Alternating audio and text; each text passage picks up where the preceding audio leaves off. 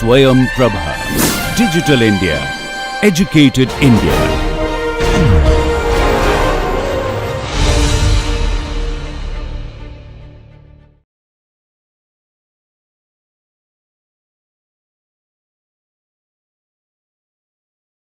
All right, good evening, and thank you for coming. It's truly an honor to be selected to give the 18th CSK Memorial Lecture. I haven't had the privilege to work with Dr. Krishnamurthy, but I'm certainly aware of his work, and his legacy here at IIT Madras is also very self-evident. I'm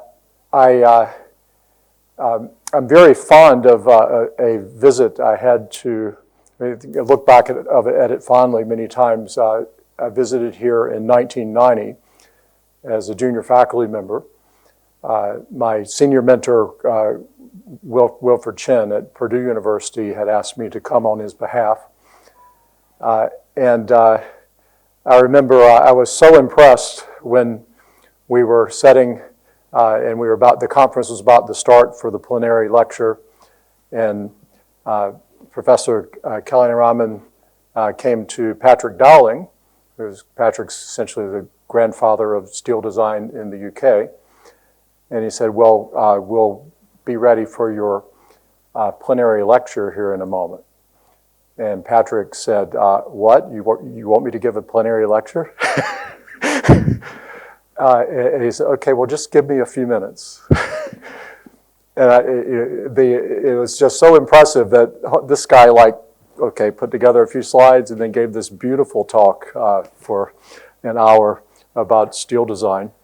Of course, I realize now over the years that when you're in a role like that, you have about 5 presentations memorized that you can give at the spur of the moment, but it just was very impressive at the time.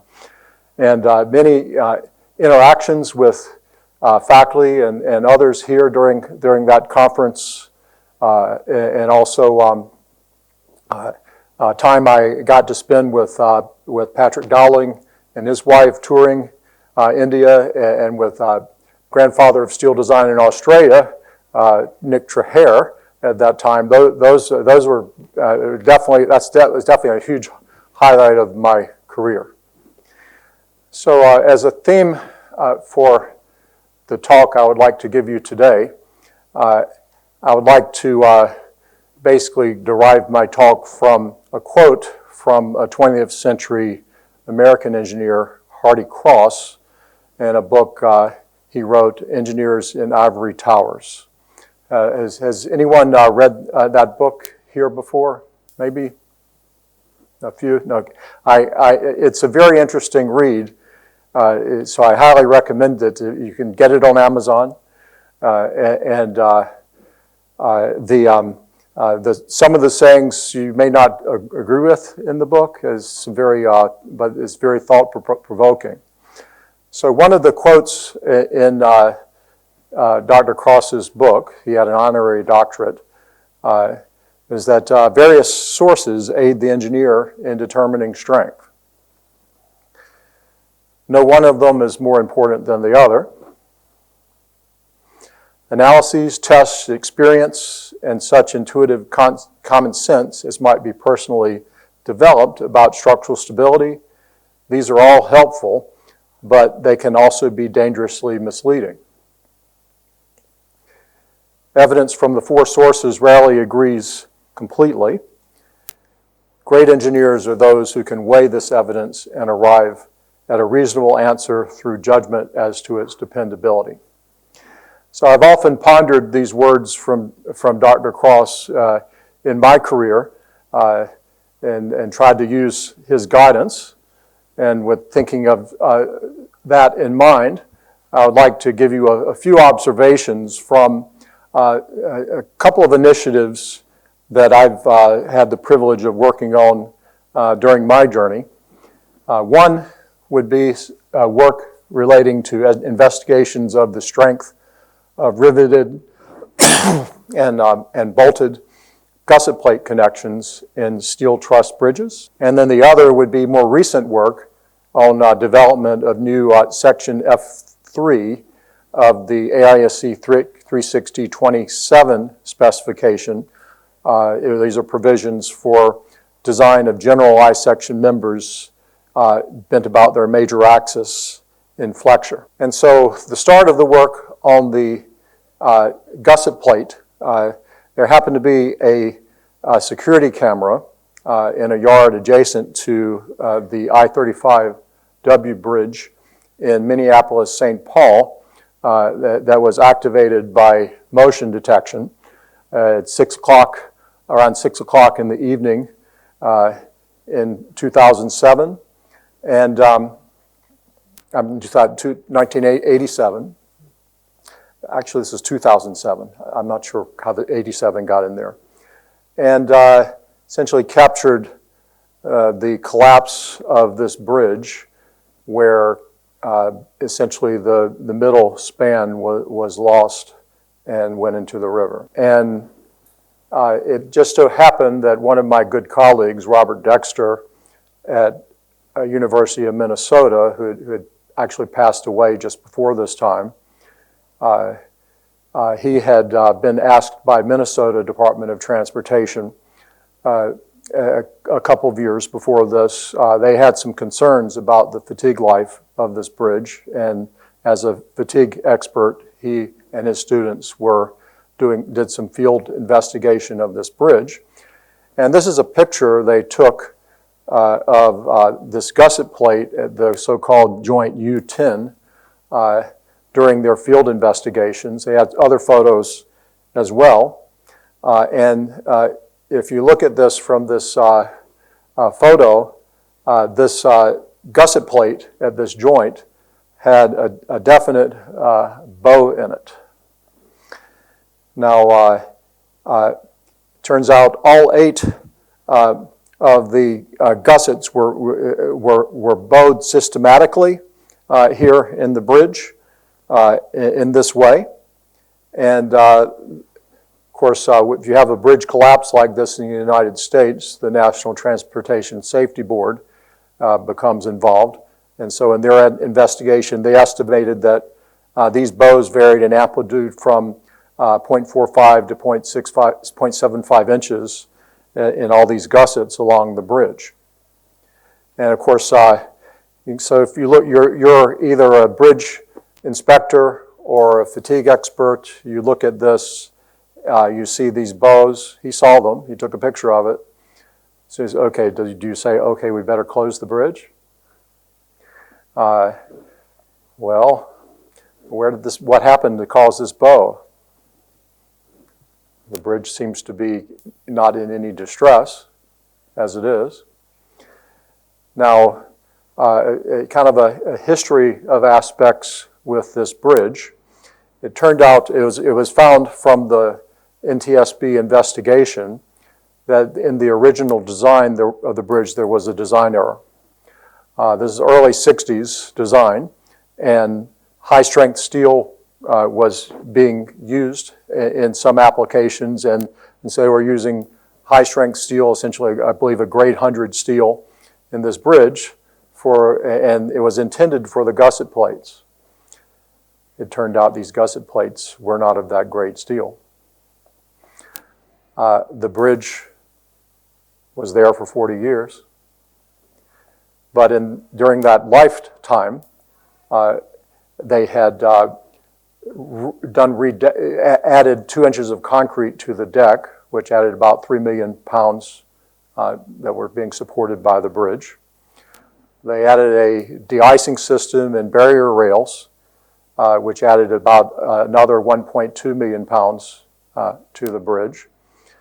And then, interestingly, there were flights over Minneapolis that afternoon, and somebody had taken a photo out of their window of the bridge as the flight was proceeding overhead, and they said, oh, okay, so they were batching concrete on the bridge. So they had a pile of material for the concrete on the bridge. They had water trucks out on the bridge. So there was lots of construction live load on the bridge here during this time. They were redecking, and so they had portion of the deck removed, and it was essentially a perfect storm, and these weak gusset plates gave way, and we lost the bridge. And so after this investigation, the FHWA had guidance that they had developed for engineers. In the United States, we really didn't pay much attention in rating bridges to gusset plates before this time. So there was guidance on, and that was a requirement from NTSB. You guys need to deal with this. This needs to be addressed when you're rating a bridge. There was some concerns that some of that guidance was on the cautious side and was a bit punitive, and so I was fortunate to be involved with the research where we looked at, okay, can we improve some of this guidance for rating? Now, about 11 years before this time, there was actually another bridge failure that, this is the Grand River Bridge in Lake County, Ohio, where in this case, fortunately, when the gusset plate failed, the compression diagonal basically jammed into the other members there in the joint, and the bridge held. In this case, it wasn't a design flaw. It was basically loss of section from corrosion in the gusset plates. So the sketch over here on the right kind of shows a contour of thickness that's left in the gusset plate. And you can see also the geometry of these members that were coming into this gusset plate. As a structural engineer, this is not an easy problem to get your head around. How do I evaluate the capacity of this thing, right? And so that was kind of the challenge here in terms of the guidance that FHWA was providing, as well as where we were trying to improve it through National Cooperative Highway Research Program project, where we were partners at Georgia Tech with the FHWA Turner Fairbank Highway Research Center lab in trying to make inroads. And so the work that I was privileged to be involved with here involved experimental testing, focused experimental testing at the FHWA laboratory to, of course, gain our footing on the problem. It also served as validation for finite element simulation models that then we could bring to bear to further understand the problem.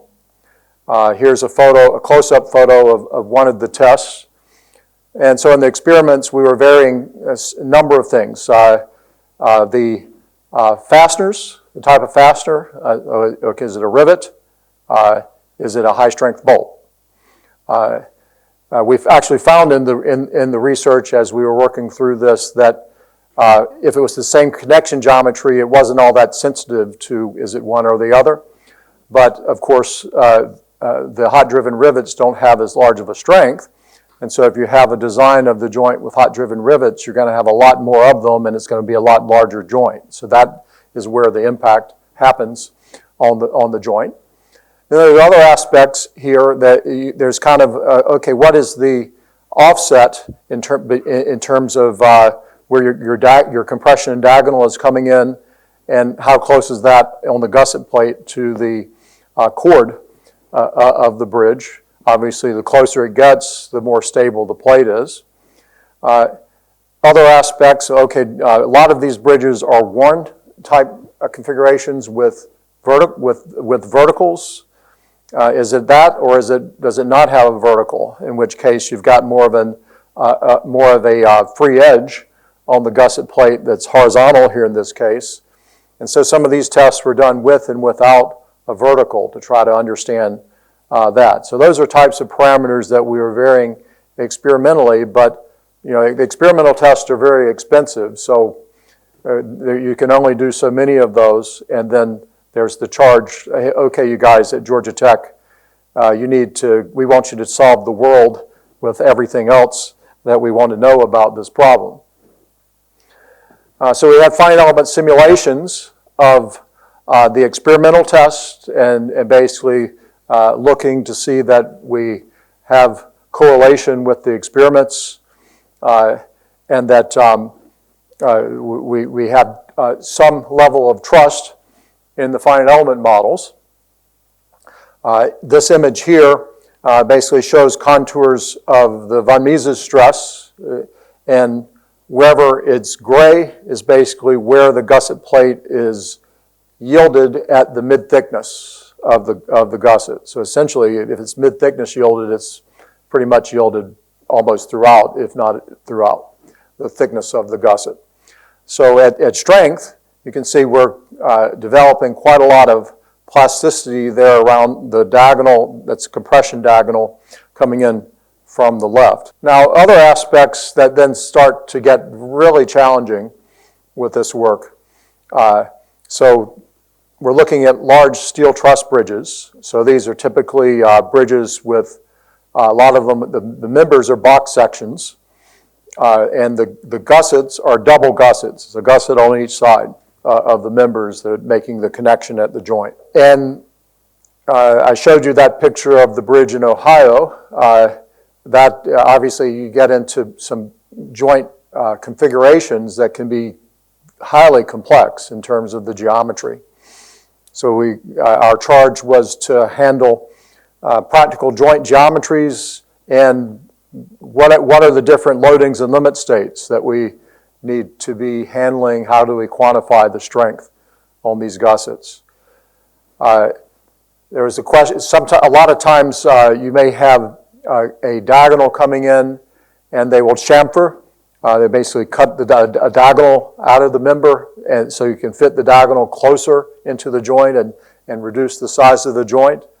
Okay, well now that changes the characteristics of the problem. So we needed to be able to address, okay, what happens when we have situations with member chamfer. Some of you may know Whitmore section. I'll explain that as we go along. It's basically a classical way that we've approached designing gusset plates.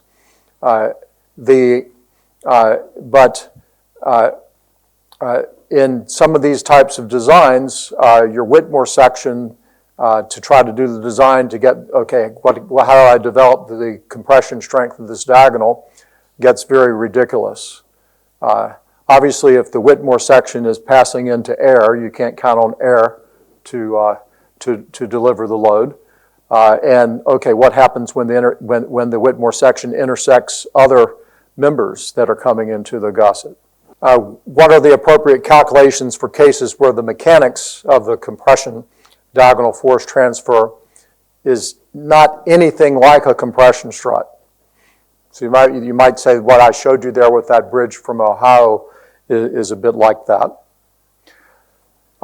Now, okay, it's very common on these sorts of gussets. There'll be combinations. The gusset will serve as part of help with the splice plates in basically delivering or transferring a force along the cord from one element of the cord to the next. So that's involved. It's not just the compression diagonal coming in.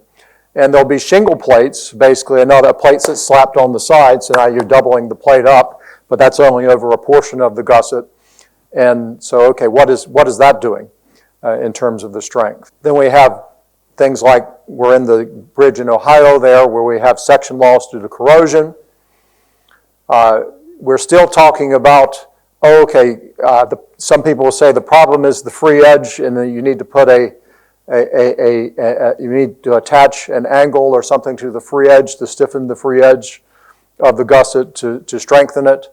We found some, it depends on how you put that in. You can't just do it any old way.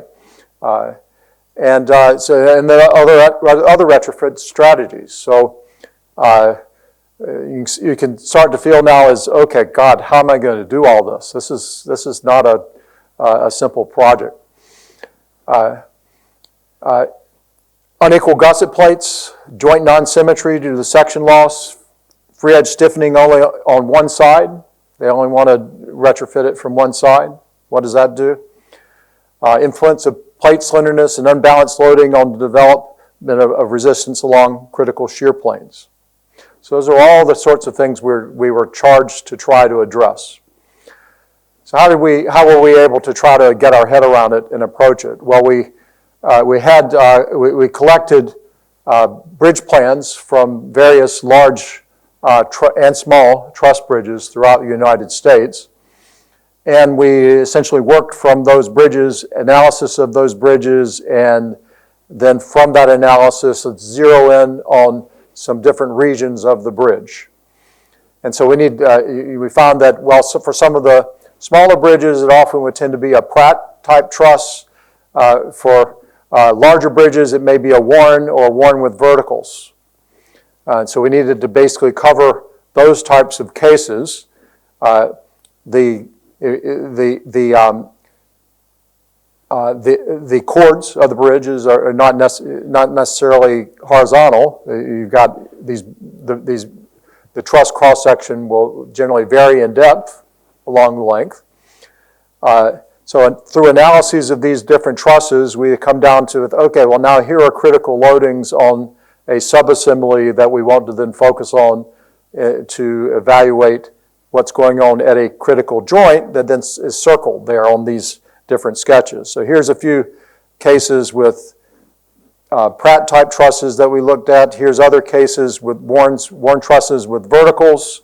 And I can keep showing you another 5 slides, but I won't, of all these different configurations. Is okay, now we've got a subassembly out of these different bridges that we want to study and then look at varying aspects of the gusset plate. A typical simulation model, we then take these subassemblies. So the joint U2 here is the joint where we're focusing on evaluating strength of different sorts of gusset plate setups. So in that region, we're going to use, we didn't want to go to solid finite elements. That would be too much of a computational demand for given all the different parametric studies we needed to do. So these are full nonlinear shell finite elements. We're using the Abacus software system for doing the work. As a general rule, if we step out about 3 times the largest dimension of the cross-section dimension of the member from the joint, then we would have a multi-point constraint there that ties the shell element discretization to a beam element that then models the other parts here of the subassembly. And more about the modeling of the gusset plate here in a minute. But okay, so on this subassembly, we basically support it in a stably and statically determinate way where you see the red arrows. And we bring the forces in that we are getting from the truss analysis. That's how we're going about. And then the 500 kips in the middle, that's a force that's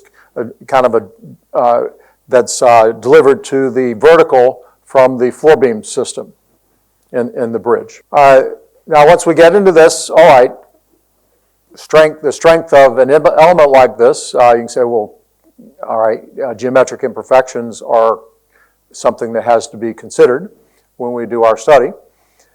So now, how do we do that? And what we found was that if we were looking at imperfections that were in the order of tolerance that would be allowed for typical construction, for fabrication and erection, once we were close to tolerance, the strengths didn't tend to be very sensitive to the magnitude of the imperfection at that point. But things that were very important that we found that we needed to do in terms of imperfections, the imperfection needed to consider essentially an offset of the compression diagonal. So you basically have the compression diagonal offset that's tending to bend the gusset plate out of plane. Also some out of flatness. So you can see here where it's kind of going from blue to green to yellow to orange to red. So that's where the geometry is coming out closer to us here in the view. So we were basically generating these imperfections as hypothetical imperfections. That's what we found to be most damning. And you can see where the member's coming in and the diagonal is very close to the vertical here. So that's the offset from the vertical. And so that controlling that, okay, typically I believe we were looking at we would hold that to, I believe it might have been an inch in terms of an out of alignment or offset of the diagonal coming in there. Of course, we need to consider the stress strain curves of the material. We were asked to look at, okay, how does this work if it's grade 50 or grade 100 or 345 megapascal or 690 megapascal material. So these are stress strain curves from coupon tests on those. And so we would model that in terms of true stress versus log strain. This is true stress versus plastic strain here.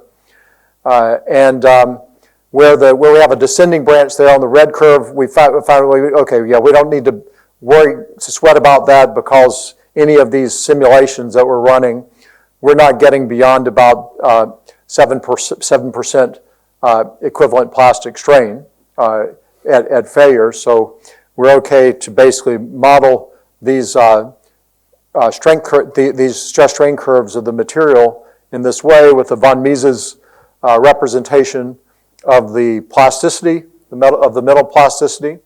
So this will be essentially a multilinear hardening type model. I believe we use isotropic hardening here as the idealization in Abacus. And so we have transfer between one elements to the other by the fasteners in the bridge. And so we needed to address that. Again, the fastener characteristics, we found that if we had the same geometry, whether we had, say, hot-driven rivets or high-strength bolts, it really didn't matter so much.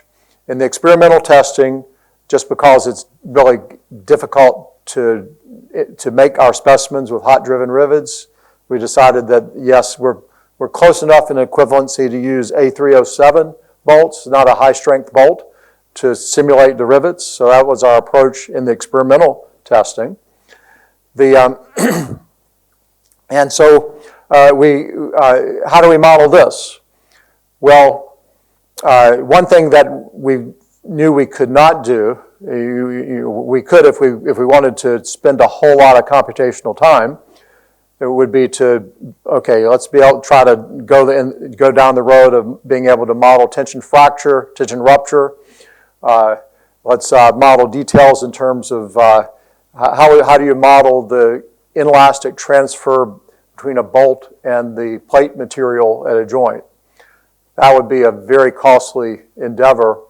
We had to back away from that, so we use a connector element that basically treats a rigid region there where the bolt is, and then we have a force deformation response of the connector element that models the shear force, shear displacement transfer between the plates. So that's basically capturing the characteristics of this. This isn't just bolts here with this curve. This is bolts, it's deformation of the plate around the bolt and so forth that we're capturing when we do a bolt shear test and get these curves.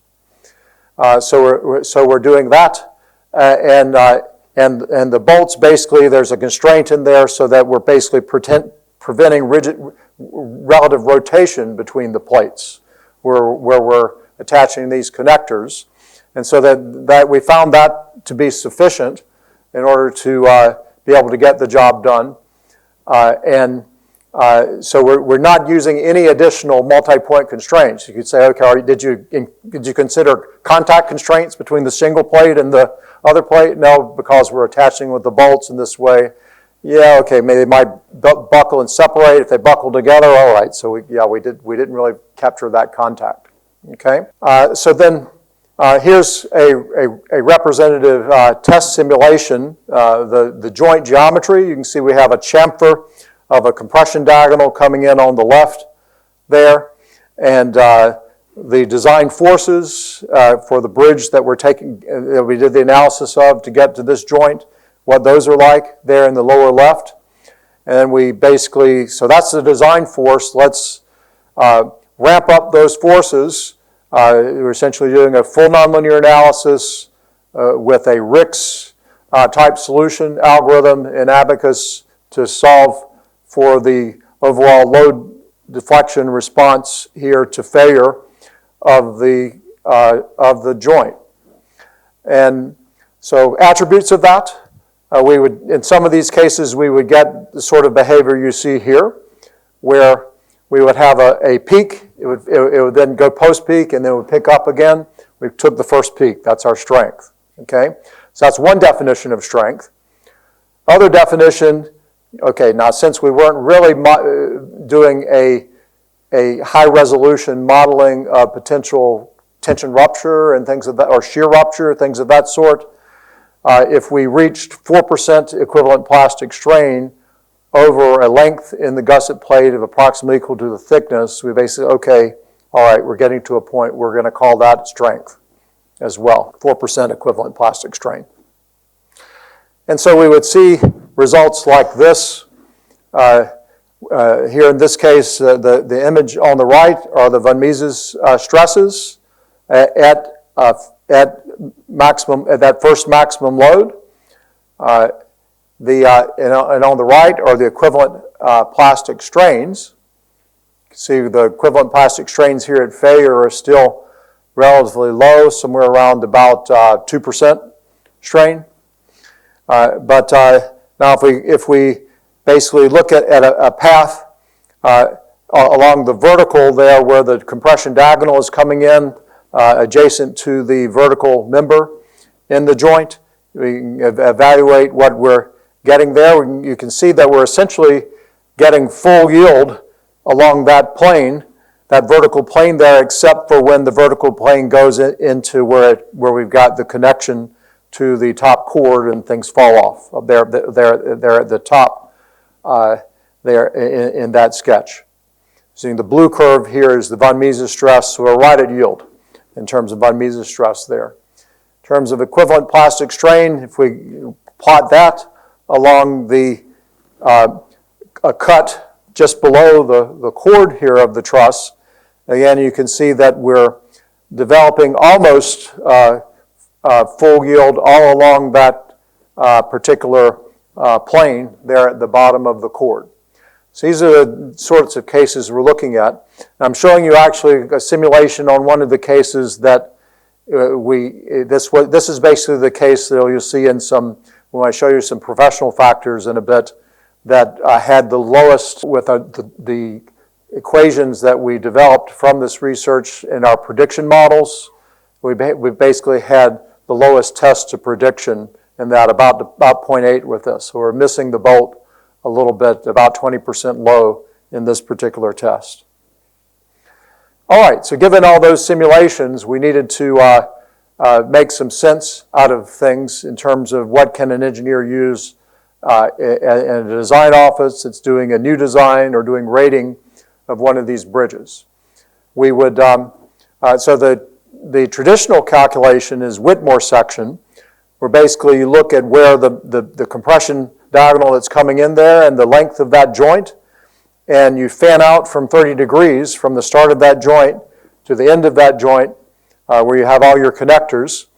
And then you can say, okay, well now I'm going to consider an equivalent strut that has an area thickness by the width of that Whitmore section at the end. And that's what we use to get that's our strut. Let's get its capacity. Treat it like a column. Is that a column? No. Now, there's all kinds of different suggestions that have been made by different engineers and different researchers of what should you take as the length of that strut.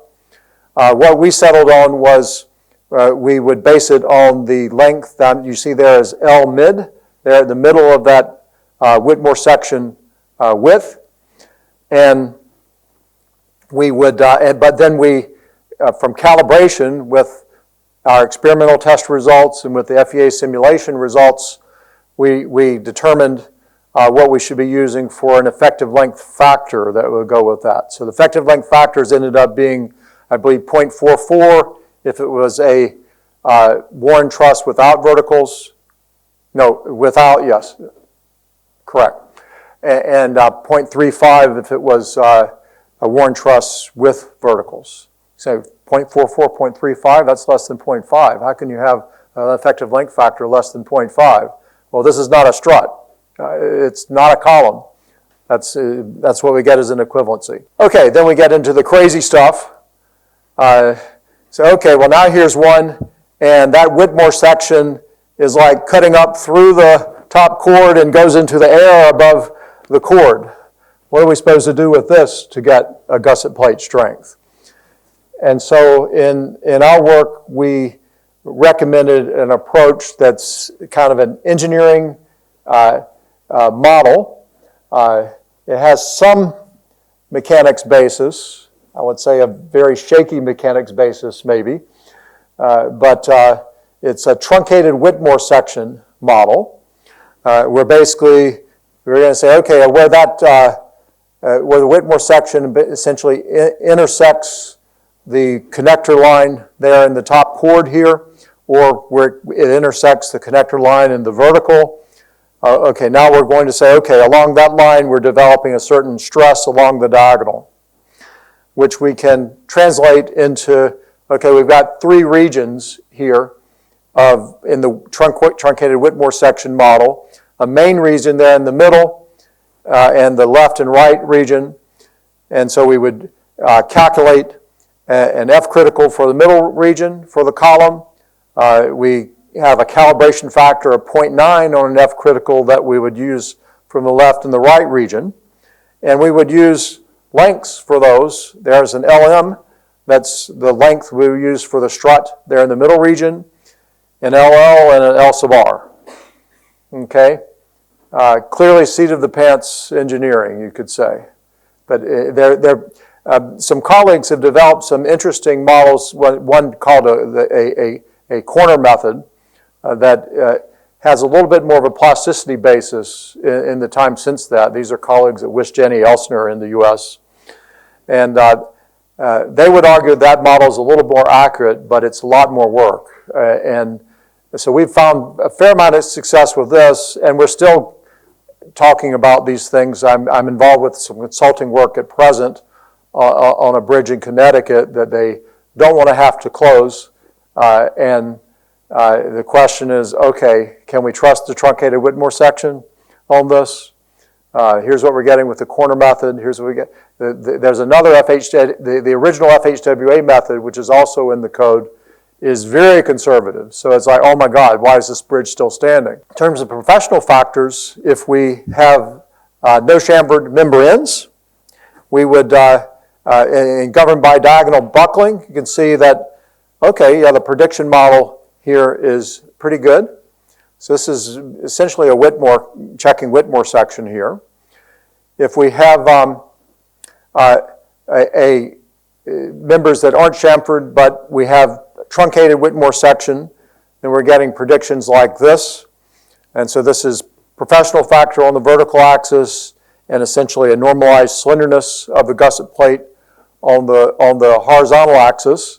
You see it's becoming more conservative for thinner plate. And some numbers a little less than 1, but you could say, hey, we're capturing the mean reasonably well here with this. Okay, so we can deal with the dispersion by calculating what resistance factor do we need for the design. And then this is cases with the chamfered member ends and governed by either diagonal buckling or diagonal yielding with truncated Whitmore section. So this one is a little more dispersion than the other ones, and there's the slightly larger than 0.8 professional factor on the joint that I was just showing you the FEA simulation models of. And so this approach has been taken by a number of engineering firms that had needed to address rating on some bridges. This is a bridge in Tennessee that they basically justified that the bridge would rate based on using this truncated Whitmore section method. So that's one of my journeys here. I'd like to show you a few things from a more recent journey as well. That's with the development of provisions for Section F3, general I-section members in the current work for the 2027 AISC standard. So just a view from way up high, these provisions have some minor improvements to the sections F1 and F2. Section F2 addresses rolled, compact rolled section members, and that's we're leaving that very much the way it is at present in AISC, although there's some things there that probably could be improved a bit. And then sections F3 and through F5 that's in the current code, those are being streamlined and consolidated into a single section F3, and that single section F3 has a number of improvements in it. So different papers that pretty much relate to this, so you'll see at the bottom of the slides as I'm moving along. Showed a few of those in the previous gusset plate work. So in the new section F3 organization, there's basically 3 limit states, yielding and web local buckling, flange local buckling, and lateral torsional buckling. And so for yielding and web local buckling, this basically gives us the plateau of the flange local buckling and lateral torsional buckling strength curves. This portion of the standard is largely equivalent to the current section F4 and F5 provisions, but is much more direct. So where the previous provisions had what we called classification factors, RPC and RPT, though those don't appear any longer, it's a bit cleaner. And so the way this works is the plateau strength. Basically, if you have a compact web, then your plateau strength is the plastic moment of the section. If it's a non-compact web, then there's essentially a linear variation in the strength to the yield strength of the compression at the compression flange when we get to a web that's slender by definition. And for a slender web, we have a web bend buckling strength reduction factor accounts essentially for effective section loss in the web without iteration times the yield moment of the web, or yield moment of to the compression flange. So things that are a significant improvement. There's in the definition of the yield moment to the compression flange and the associated term related to the depth of the web in compression at that moment level.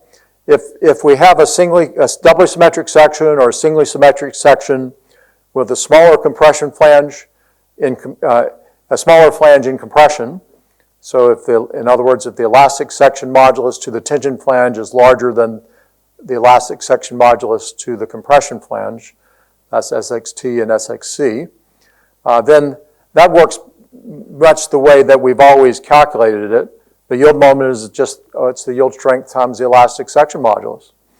And the HCY term, well, that's 2 times the depth of the web for the elastic cross-section in compression. But in cases where we have a larger compression, flange in compression, and SXT is less than SXC, the yield moment now is defined based on the stress distribution that you see to the right here. And the commentary of the specification gives closed-form equations for this particular yield moment given this stress distribution. And the depth of web in compression is basically the depth of web in compression based on this stress distribution. By going this route, it's more mechanically based. In Eurocode, they take the smallest yield moment to the 2 flanges and use that for everything, but then that becomes super conservative for a section with a larger flange in compression. In the in the AISC code, we've done this sin forever, where we would calculate the yield moment to the compression flange, and you could get something for basically, well, wait a minute, when you take it to that flange, you get something larger than the plastic moment. And then we would control that by having a separate limit state called a tension flange yielding limit state that would cut it off and prevent it from doing crazy things. We don't need anything with a tension flange yielding limit state anymore. Doing it this way cleans things up, makes the specification much shorter, and you get capacities here recognizing that, yeah, on a section like this with a large flange in compression, hey, we do this with composite girders all the time.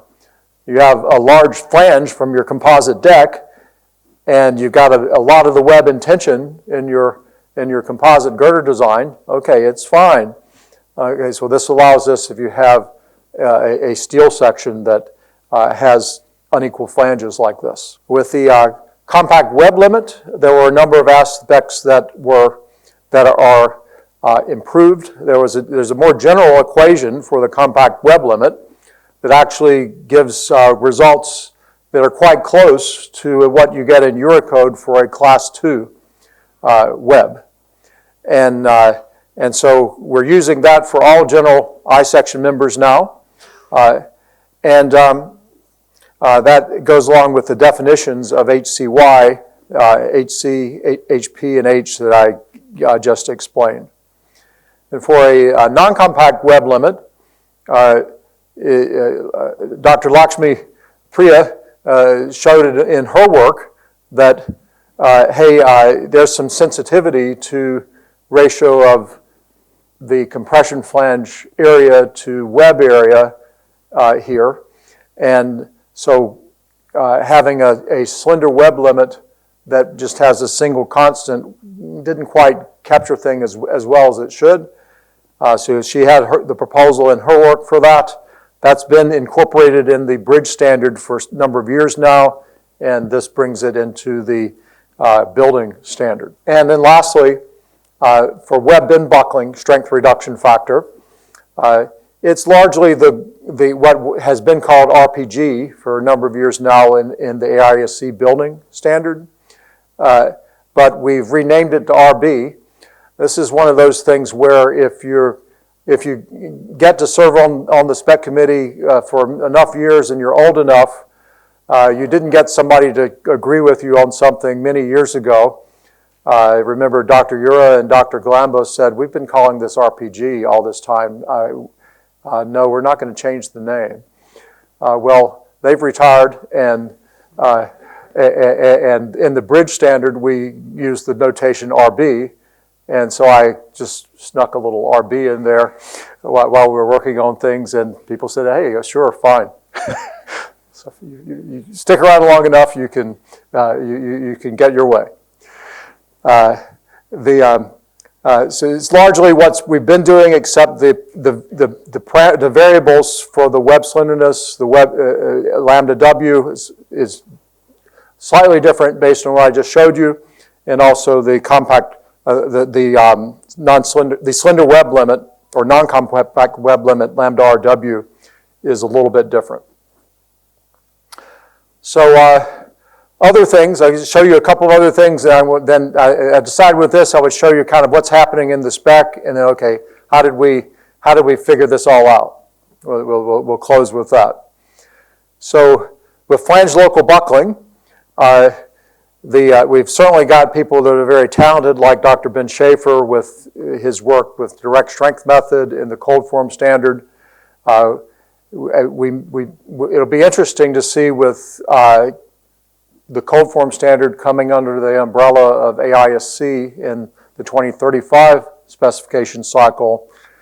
We're looking at, okay, we can improve handling of local buckling, but we don't worry about local buckling as much for hot roller construction. So we were able to make some improvements where we basically said, hey, look, if we took a more sophisticated approach, we would get even more strength than what you see here.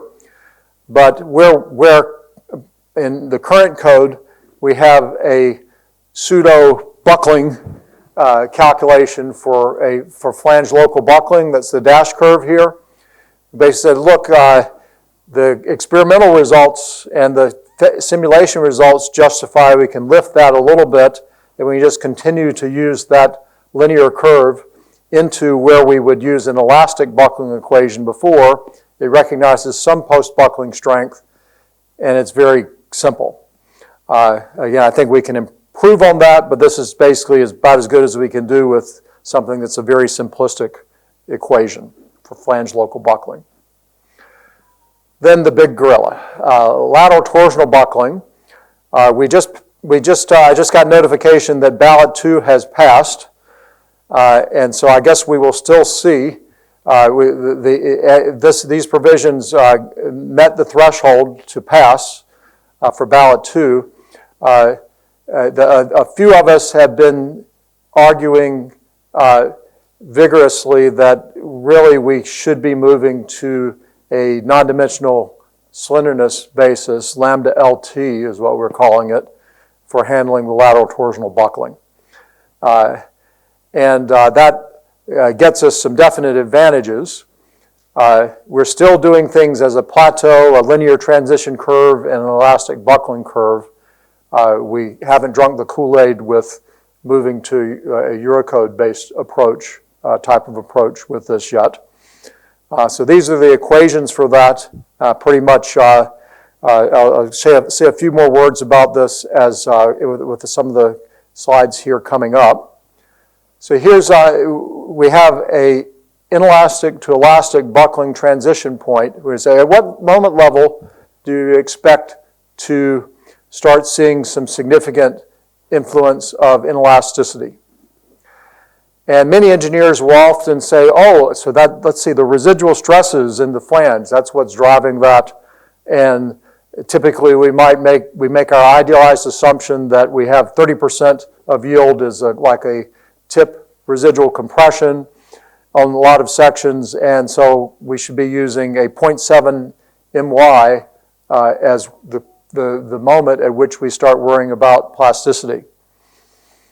Well, for rolled sections, we're still saying, okay, that's okay, but there's more going on here than just a straight member, and suddenly you've got applied stress plus residual stress reaching yield. And so I want to, of course, now the LTB slenderness, lambda RLT, associated with this moment level is just where does the elastic buckling strength meet that particular moment strength. So what I want to show you is if I can get my video working correctly. How do things work when we do a look at a physical test? And so in the plots on the right, we basically got the FEA simulation that we did for the test design, and now we're hoping the experimental test is going to match reasonably well with that FEA simulation. And look at that flange. It's looking more like a curved girder at this point. There's a lot of lateral bending in that flange, and that's so there's a lot more going on than just saying I have a major axis bending stress plus a residual stress, I start to get some yielding. Okay? And don't worry about that high pressure hose that looks like the flange is about to hit there on the column. That's not as close as it really was, as it looks like in the picture. And after this, we saw that in the picture and said, okay, let's move that hose behind the column of the test. So not too shabby in terms of, okay, it looks like we pretty much captured the test, pre-test via the FEA simulation. So what we found in our work was that if we have a slender web member, then essentially a length of the plateau based on a lambda of 0.35 for a lambda LT is reasonable for all cases. But when we get to stockier webs, particularly in the limit that we get to things that are reasonably stocky rolled section, we really need to increase that plateau length when we have moment gradient as a function of the moment gradient and the web slenderness. So that's what this is, our approach here that's in these provisions that have just passed. If it's a uniform bending, you have the dash curve that's shown here on the plot. But for moment gradient, we have in the limit that it's essentially a highly compact web, what's called a lambda p LT prime here, where that plateau length is increasing quite substantially. And what we found was that basically is tied to the traditional approach that we've been using since the 1980s in the AISC LRFD specifications and now the general specification. And that's where in the American practice, engineers will take a uniform lateral torsional buckling strength. So that's the dash curve that you see here for uniform bending. And we'll say, okay, I've got a moment gradient factor, C sub B, that gives us, it's derived from elastic buckling studies. What increase do we get in the lateral torsional buckling strength due to the moment gradient, the fact that it's not a uniform moment. So we'll take that, it's elastically derived, and we'll say, okay, we'll just apply that to the uniform bending strength, and we won't worry about whether it's starting to yield or not. We'll just juice it all the way up until it hits the plateau. So you can get something like this. This is for a practical, actually an experimental design, an actual experiment that's been done on a rolled section. The tests were done by Du and Kittipornchai in Australia. For this case, we get something where, so we increase the LTB strength in this way, and so now we have something where we no longer have any inelastic LTB part of the curve. It's elastic LTB all the way up to MP, and then we say, do you really believe that? And what we found was that up to a point, that's actually a reasonably good predictor. But then if we start into some of the extremes with very high moment gradient, it's a little bit weak. But here you see LP prime.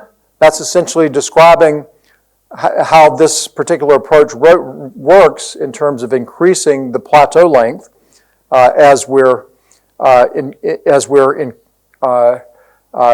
getting a higher moment gradient. And so the lambda PLT prime that I showed you on the previous slide is really LP prime, but written in terms of non-dimensional slenderness. But we put a cap on it, a 0.8. And so here is what those provisions are doing for doing Kittipornchai's tests. This is the best we've got. If somebody could give me some money, I would love to do another few experimental tests of just rolled sections that are in this range. You can see that the black squares are the test results. The orange dash curve, that's the new section F3. So, we've got a great fit. But then also, my colleagues will tell me, did you think that fit was really so bad even for the current spec? Nah, that's all right. And so we're leaving section F2 as is right now. But I think we should have a cap on how far can we push this. This is just a 3-point bending test here. If you have a member with, say, reverse curvature bending in the unbraced length, I believe if we did a test of that, it wouldn't look so well. My colleague Todd Helwig at University of Texas, Austin, he and his research team followed a lead from Professor Joe Ura, where they were seeing, when they were looking at some studies of elastic lateral torsional buckling, they would see buckling modes where there would be a severe web lateral buckling distortion, lateral distortional mode. And that worried them. The buckling strengths were tending to be relatively low for some of those cases with thin webs. And so Dr. Helwig and his research team have developed a factor that's applied to the elastic lateral torsional buckling strength, CMV, that it goes on top of CB when you have a high moment gradient and reduces the strength, recognizing that it's basically a web shear problem. You're getting additional lateral distortion in the web of these thin web eye girders due to shear. And so they're capturing that reduction on the elastic lateral torsional buckling strength from that. This shows some contours from some of their work where they're basically illustrating the types of the distortion that we get there. And so if we put all this together and we look at, okay, so what do we get from FEA simulation on some representative tests here? So these were some metal building type members with 6 by 3/8 inch flanges, 36 by 5/16 inch webs. They're grade 55 steel, so we used an expected yield of 60 in doing the studies.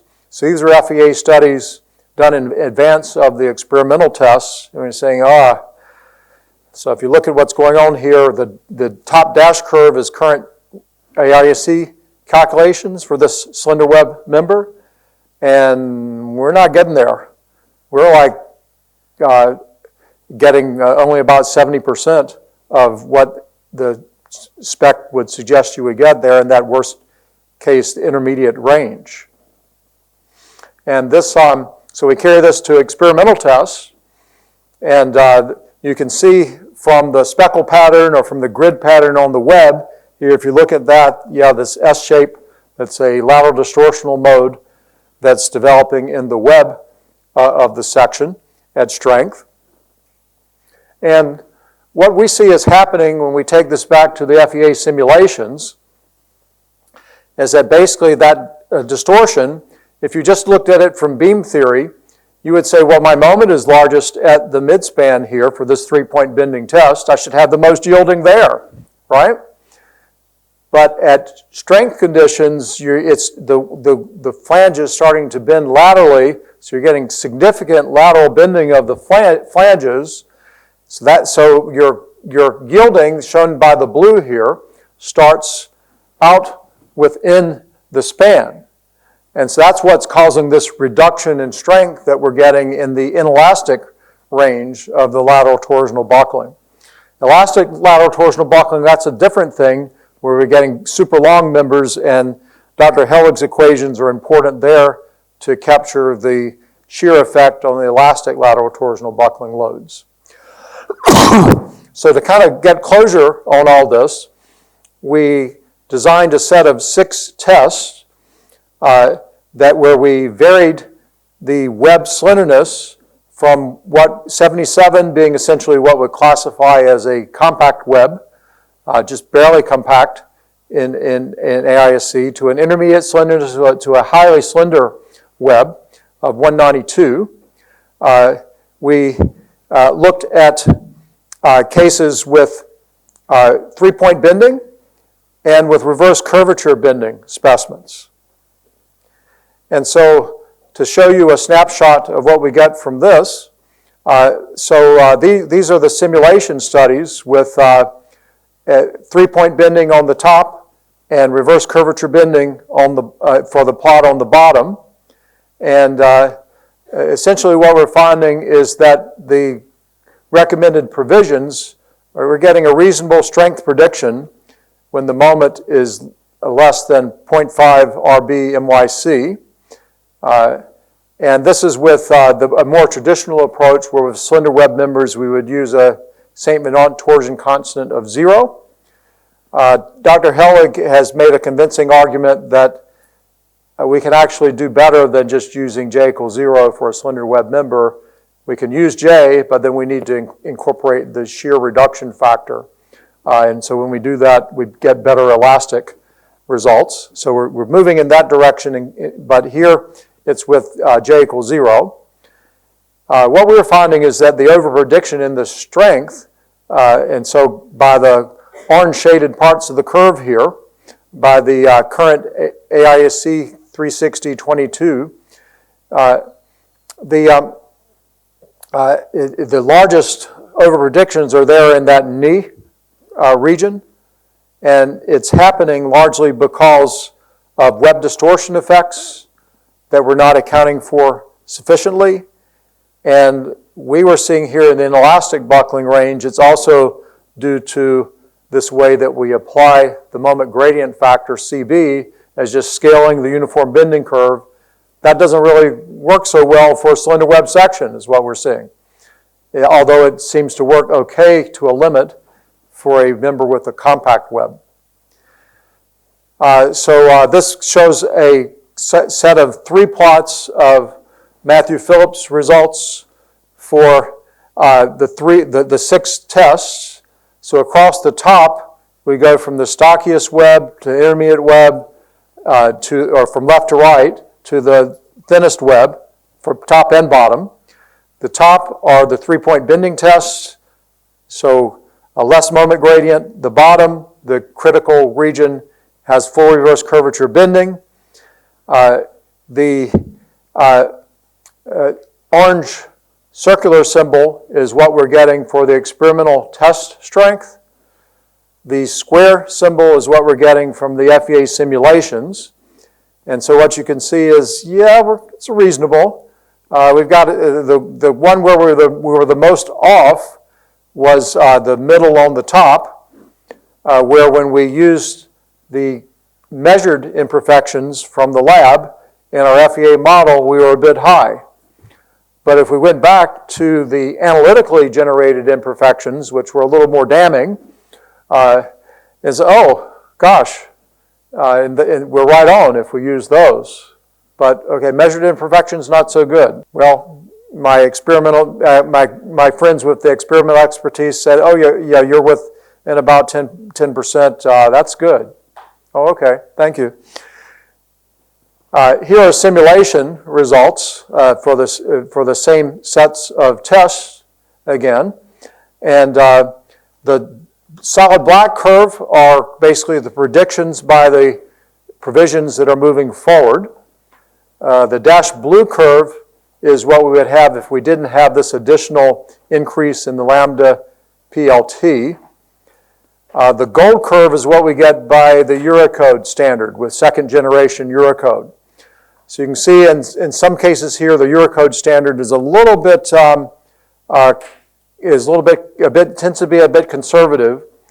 We think a lot of that is coming because in the Eurocode provisions they use the curve D for the LTB predictions, and we believe that curve is a bit damning and really isn't so justified for some of these particular types of sections. Here's the same plots, but plotted versus lambda LT. So if you study these in detail, the plotting versus lambda LT kind of cleans things up a bit. It's a little bit harder to understand the curves if you plot them in terms of an effective unbraced length KL. We also have results from tests that had a larger compression flange and extensive yielding throughout the web. So this is a very thin web on this member, but it's in predominant flexural tension, and we're getting to plastic moment. And so this is showing the simulation results. I'm not showing you the experimental test points here, but those correlate very well with the simulations. And then the same thing happening that I showed you earlier, that when we run the simulation models, say, okay, well, as we start to get failure in inelastic buckling, where we're approaching in these ranges that are most critical, the web distortion is exacerbating the lateral bending of the flanges. Lateral bending of the flanges is causing trouble in terms of the traditional predictions being too optimistic. And then lastly, kind of bring it back to, okay, how did we do those simulations? Just a few comments about that. Material stress strain response is similar to what I showed you with the gusset plate testing. So nothing really much more to say there. Make a few comments about residual stresses and geometric imperfections. So Dr. Lakshmi Priya and I had a paper where we were looking at the problem when we look at all these things of experimental test results and then look at models that are often used for simulation. The simulation models will often use a very damning imperfection and a very damning residual stress.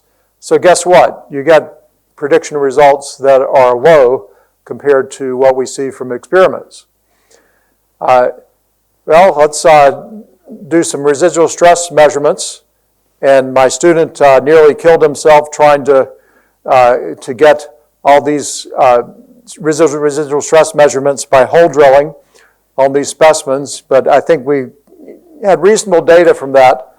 You can essentially see that residual stresses are relatively low out in the flanges. So, yeah, we've got some high residual stress near the heat-affected zone of the weld, but otherwise not so much. And so we would use a simplistic model that was referred to as a 1/2 best fit prowl. That's basically 1/2 of measured residual stresses from a number of years back from a metal building researcher. So that would be what we would use in doing the test simulations to then predict things and then go to the lab to do the experiments. In terms of geometric imperfections, we now have systems where we can do digital image correlation and so forth, where we can maybe do a better job than what we had here, but we went old school with this. Okay, let's get out a string line. Let's measure what the out of straightness of the flange is. We've got a machined straight edge. Let's look at web out of flatness and so forth and measure these things as best we can by hand. So you get variations that look like this along the length from experiment. It would then, once we have an experiment, we could run the simulation of the experiment with those imperfections. Or from parametric studies, we would basically generate a linear combination of buckling modes with several amplitudes in order to get things done. So that concludes a few things I wanted to share with you from my journey through some of these areas.